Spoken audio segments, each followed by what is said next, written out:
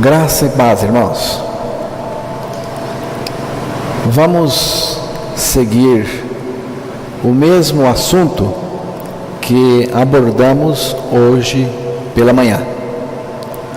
Nós estávamos seguindo aquele texto de João, capítulo 12,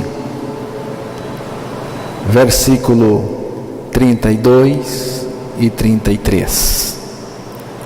E eu, quando for levantado da terra, atrairei todos a mim mesmo. Isto dizia, significando de que gênero de morte estava para morrer. Primeiro, nós vimos o levantar de Cristo da terra. E eu, quando for levantado da terra, Jesus mostrou que esse momento foi o momento da sua morte, o momento da sua crucificação.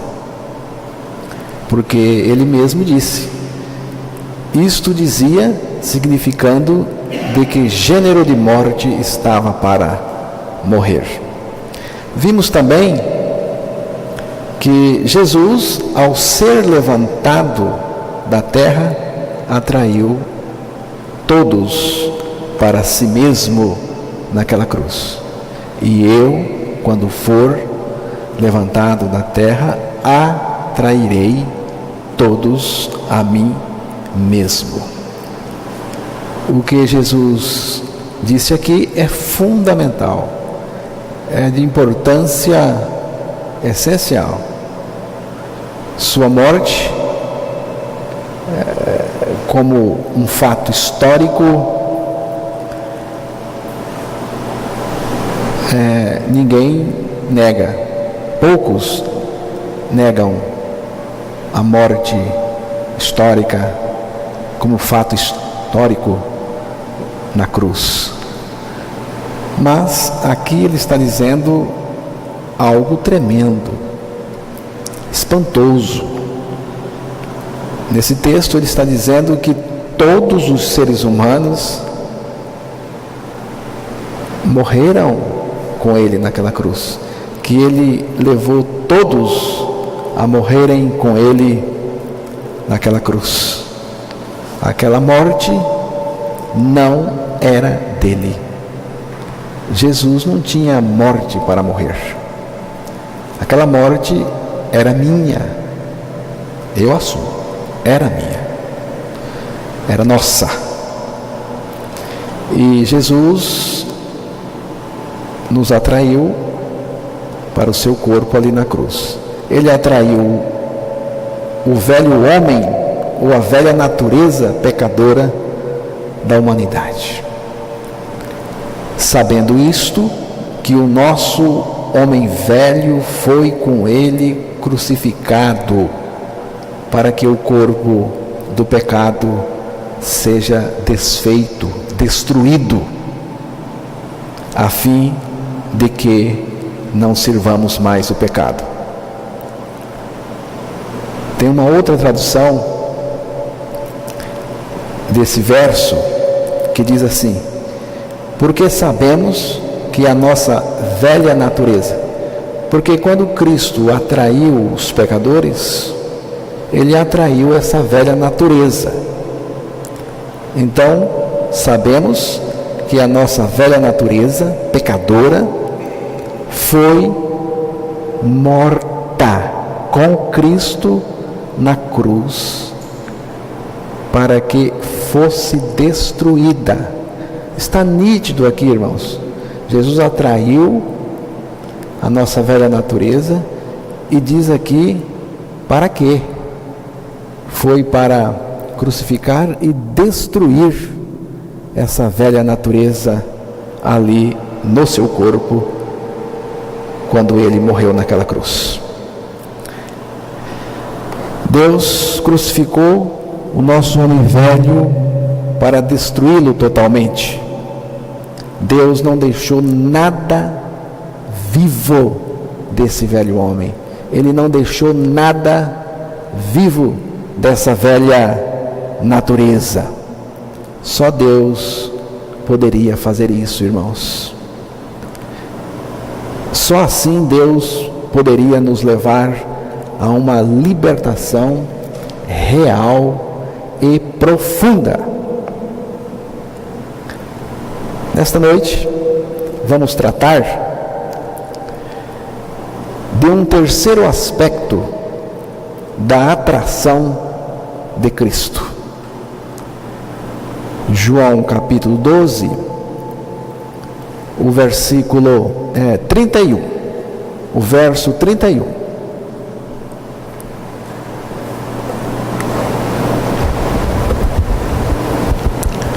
Agora é o juízo deste mundo. Agora será expulso o príncipe deste mundo.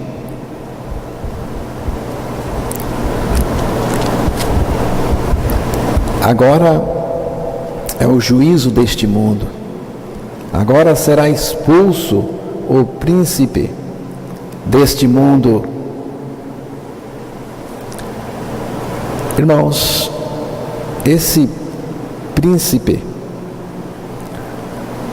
governador, porque o sentido aí da palavra príncipe é de governador, aquele que está governando. E esse príncipe ou governador é Satanás. É Satanás. Essa expulsão do príncipe deste mundo deve ser compreendida. Preste atenção, porque isso aqui é importante. Essa expulsão de Satanás deve ser compreendida com base no versículo seguinte, que nós vamos ler novamente. É o verso 32.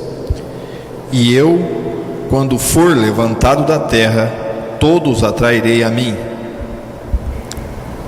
O fato de Cristo ter nos atraído e ter nos identificado no seu sacrifício e ter nos feitos mortos com Ele naquela cruz, resulta na expulsão do diabo da nossa vida. Ele perde o seu poder sobre aqueles que morreram e ressuscitaram em Cristo. E Cristo agora está vivendo neles. Satanás, irmãos, está expulso de cada pessoa que morreu e ressuscitou com Cristo. Primeira carta de João, capítulo 5, verso 19.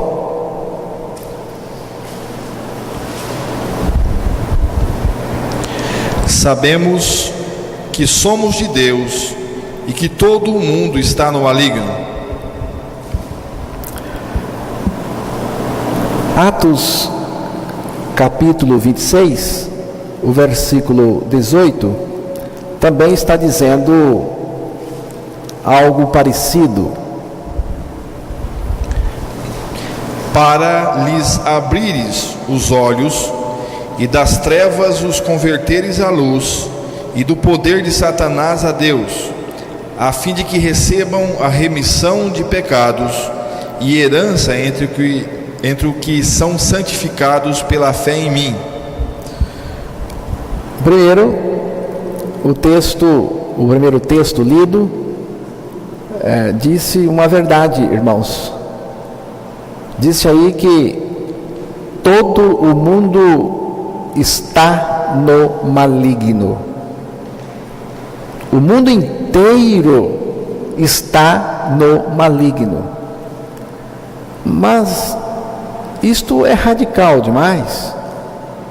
Mas também é a verdade de Deus dita aqui.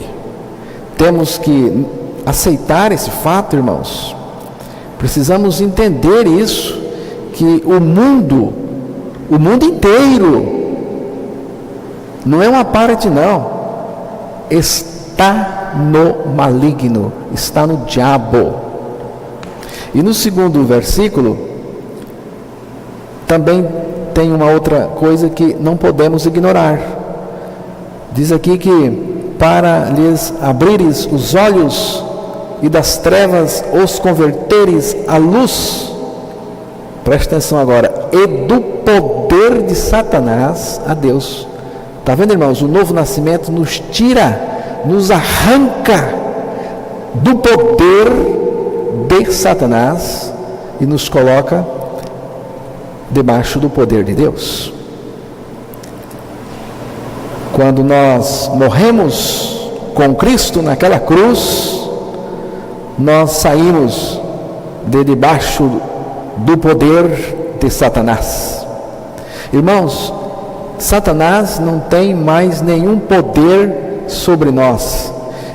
Ele não nos governa mais. Não somos mais os seus súditos. Ele realmente foi expulso da nossa vida. Satanás não tem mais o seu governo sobre nós. 1 João, capítulo 5, o verso 18.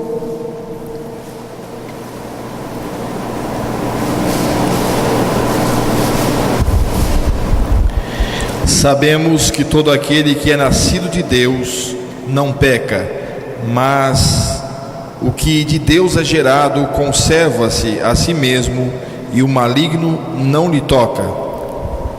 Essa expressão final diz aqui que o maligno, Satanás, não lhe toca.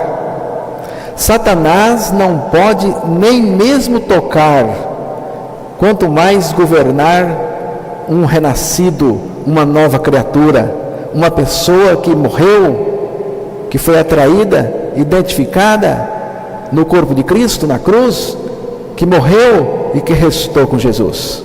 Ele foi expulso da nossa vida, irmãos. Mas Satanás não aceita a sua expulsão. Ele contra-ataca. Mas tudo o que ele pode fazer é andar ao nosso derredor, rugindo como um leão velho, mas não pode tocar em nós. Primeira carta de Pedro, capítulo 5, versículo 8. Sede sóbrios, vigiai, porque o diabo, vosso adversário, anda em derredor, bramando como leão, buscando a quem possa tragar. Ele anda em nosso derredor. Ele não anda ao derredor do mundo. Esse texto não está falando com o mundo, está falando com os nascidos de novo, com os regenerados. E está dizendo que Satanás anda ao derredor, rugindo, rosnando, né? Como um leão. O mundo, Satanás não anda em derredor do mundo. Sabe por quê? Porque o mundo já está em Satanás. O mundo jaz nele. Irmãos, mas aqui ele está ao nosso derredor, mas ele não tem poder para nos tocar. Ele não tem poder, porque nós já morremos com Cristo, irmãos. A base de atividade de Satanás em nós foi destruída naquela cruz, que é a natureza velha. Nós morremos, Satanás não tem mais base nenhuma em nós, mas ele pode atacar, ele pode andar ao derredor, bem perto, E Satanás está solto. Ele já tem o golpe do Calvário na sua cabeça. Sua cabeça já está quebrada, esmagada, mas ele está aí, solto, enganando as pessoas. E é para ficar solto mesmo, irmãos. Tem um pessoal que gosta de amarrar, né? Está amarrado, Satanás. Conversa furada. Amarra coisa nenhuma. Ele anda solto, mas não tem poder nenhum contra a igreja do Senhor, contra os regenerados, os filhos de Deus. Lá em Apocalipse, capítulo 20, versículos de 1 a 3, leia bem alto, irmão. Satanás precisa ouvir também. E vi descer do céu um anjo que tinha a chave do abismo e uma grande cadeia na sua mão. Ele prendeu o dragão, a antiga serpente, que é o diabo e Satanás, e amarrou-o por 1000 anos, e lançou-o no abismo, e ali o encerrou, e pôs selo sobre ele, para que não mais engane as nações, até que os 1000 anos se acabem, e depois importa que seja solto por um pouco de tempo. Veja o verso 10 também. E o diabo que os enganava foi lançado no lago de fogo e enxofre, onde estão a besta e o falso profeta, e de dia e de noite serão atormentados para todo sempre. Você viu quem é que vai amarrar? Satanás. É um anjo forte que vai descer com as correntes, e nesse dia, que é um dia futuro ainda, ele vai ser amarrado. Por enquanto ele está solto, e é para ficar solto mesmo. Nesse dia ele vai ser amarrado e lançado no abismo por 1000 anos, e depois vai ser solto novamente para fazer um servicinho por aqui, e depois vai ser banido eternamente no lago de fogo, de onde nunca mais sairá. Mas Satanás, irmãos, mesmo com a cabeça ferida, esmagada com o golpe do Calvário, a sua obra nesta terra é em cima do engano e da ignorância, e Deus tem permitido. Ele só tem poder sobre uma categoria de pessoas. Ele só tem poder sobre um grupo de pessoas, sobre uma categoria de pessoas. 1 João capítulo 3, verso 8, você vai ver aí a categoria de pessoas sobre a qual Satanás tem poder. Quem comete o pecado é do diabo, porque o diabo peca desde o princípio. Para isto o Filho de Deus se manifestou, para desfazer as obras do diabo. Qual é a categoria que o diabo manda? Pecadores, irmãos. Diz o texto aí que o diabo peca desde o princípio, não é? E diz aí que aquele que comete o pecado é do diabo. Quer dizer, ele é dono. Ele é dono.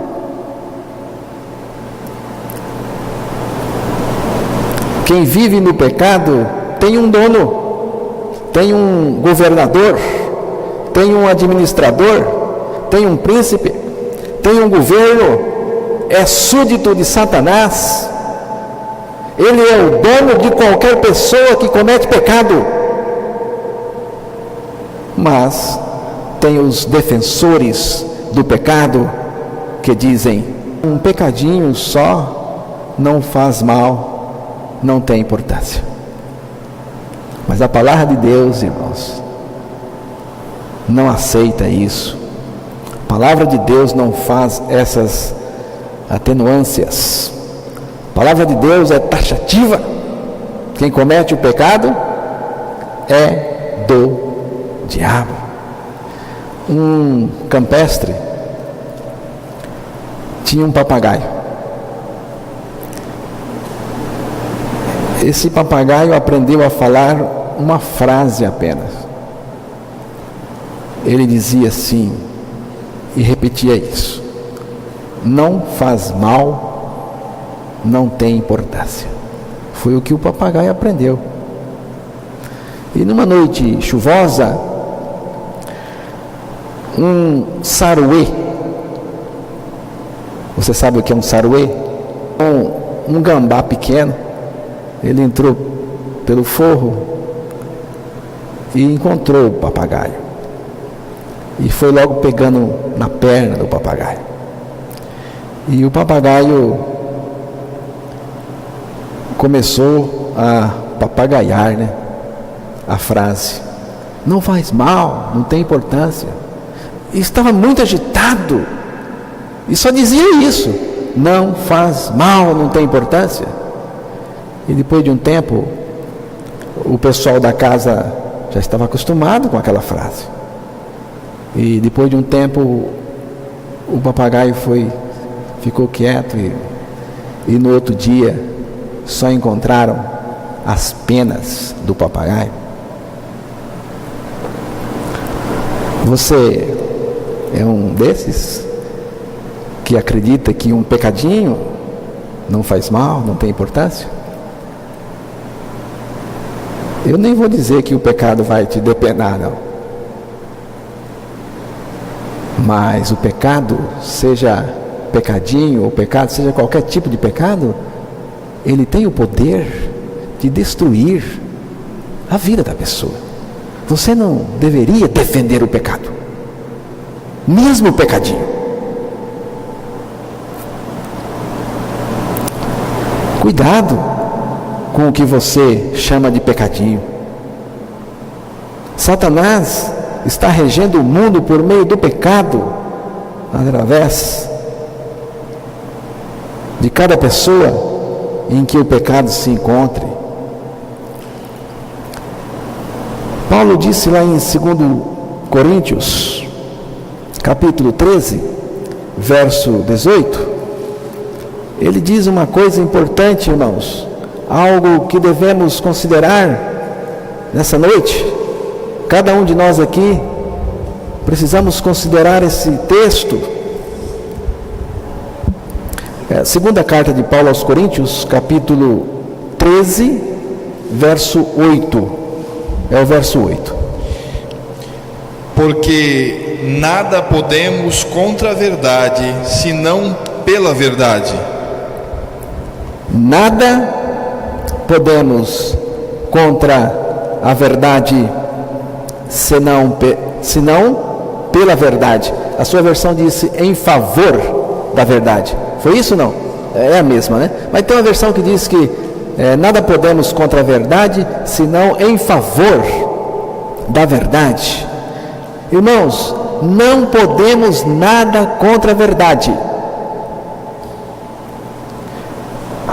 Se você ficar contra a verdade de Deus, é bater contra uma rocha firme, é dar murro contra a ponta de faca.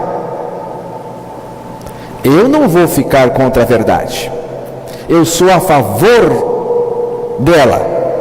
Por isso, irmãos, que estou aqui afirmando e reafirmando a palavra de Deus a cada instante. Devemos ficar sempre a favor da verdade, receber a verdade de Deus em nosso coração, essa verdade que opera em nós o que a palavra de Deus está dizendo. Irmãos, eu falo essas coisas com franqueza, não para tripudiar em cima dos enganos das pessoas, mas para abrir os olhos de todos os que estão me ouvindo. Eu vos devo a verdade, irmãos. Devo a verdade para qualquer pessoa. Sabe por quê, irmãos? Que eu devo a verdade? Porque eu vos amo. Se eu não amasse os irmãos e também as pessoas, sabe o que eu diria? Dane-se. Dane-se. Mas por causa do amor, porque vos amo, é que eu digo a verdade de Deus, porque eu quero que as pessoas conheçam a libertação verdadeira do Evangelho e que sejam livres, libertas, salvas, regeneradas, que tenham paz, descanso no coração. Apocalipse 17, versículo 13 e 14.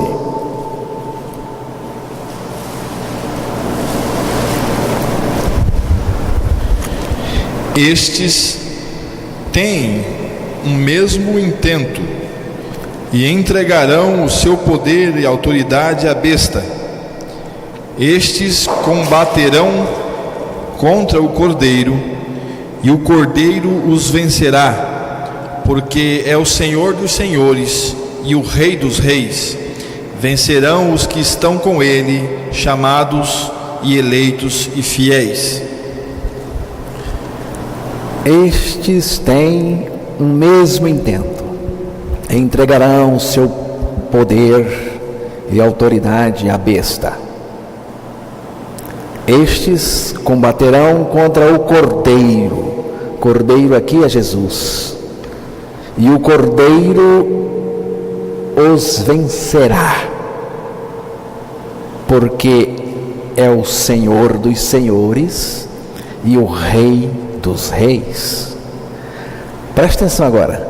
Vencerão os que estão com Ele, os que estão com Cristo, chamados, eleitos e fiéis.